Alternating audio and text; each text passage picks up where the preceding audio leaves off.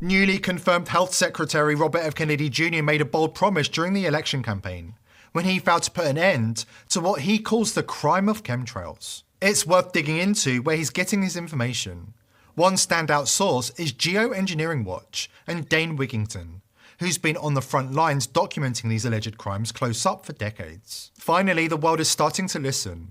Here is Dane on Australian mainstream television, red-pilling millions about chemtrails. We're being bombarded with a cocktail of chemicals from on high.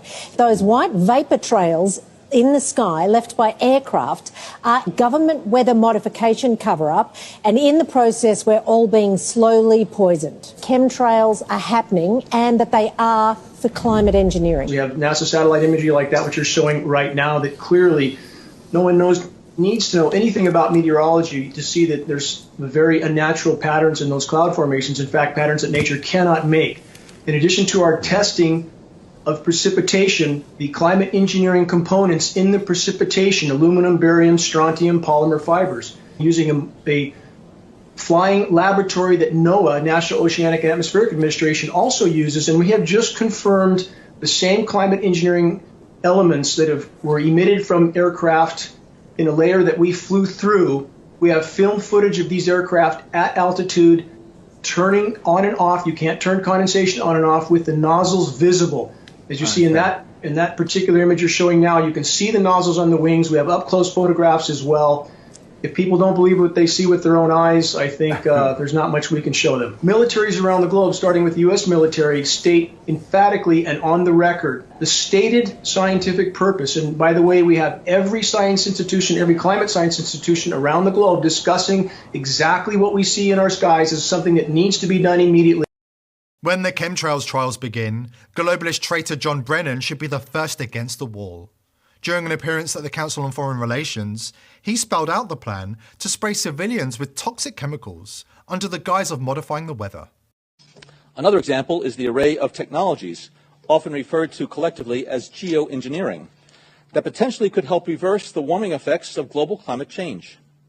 One that has gained my personal attention is stratospheric aerosol injection, or SAI, a method of seeding the stratosphere with particles that can help reflect the sun's heat in much the same way that volcanic eruptions do. An SAI program could limit global temperature increases, reducing some risks associated with higher temperatures and providing the world economy additional time to transition from fossil fuels. This process is also relatively inexpensive. The National Research Council estimates that a fully deployed SAI program would cost about $10 billion yearly. The elite operate without shame, but their reckoning is coming. We have the evidence, we have the truth, and justice is inevitable. This was the moment history turned. Future Health Secretary Robert F. Kennedy Jr. was red-pilled by Dane Wigington on the Children's Health Defense podcast. A conversation so powerful, it set the world on a path from which there's no return. Let's start with one thing that a lot of people have heard about, and nobody really knows what to think about it, but chemtrails. Are chemtrails real? And tell us about them. Let's start with the appropriate place to start. What we're seeing in our skies are not condensation trails in almost all cases. They are sprayed particulate trails, and we're not speculating. We have up-close film footage of military tankers and commercial, nozzles visible, turning on and off.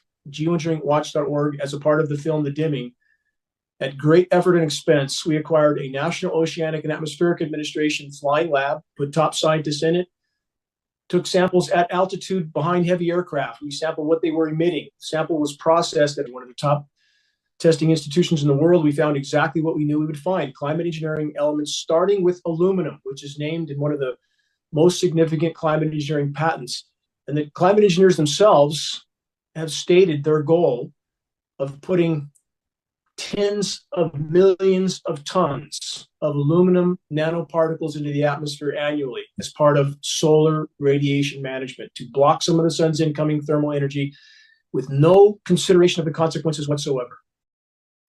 Here at The People's Voice, we're determined to continue exposing the crimes of the elite, but we need your help. Subscribe to the channel, spread this video far and wide, and join the People's Voice Locals community to join our awesome community and support the channel. I hope to see you there. Today's video is brought to you by IPv6ers. Are you